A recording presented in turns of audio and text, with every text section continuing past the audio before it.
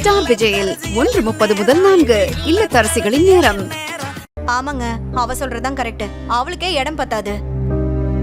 அப்பா சுடர் குட்டி பொண்ணு தானப்பா, எங்க ரூம்ல இடம் இருக்கு.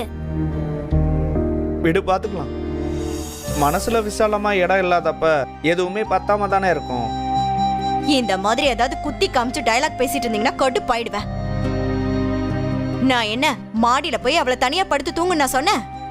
ஒரு பாய் தலைவணி தரேன், இங்கே தரையில படுத்து தூங்குன்னு சொன்னேன். நான் தனியா படுத்துப்பேன் மாமா. எனக்கு ஜெயில இருந்தே அது பழக்கம் தான். என்னோட அம்மு எனக்கு துணையா இருப்பாங்க.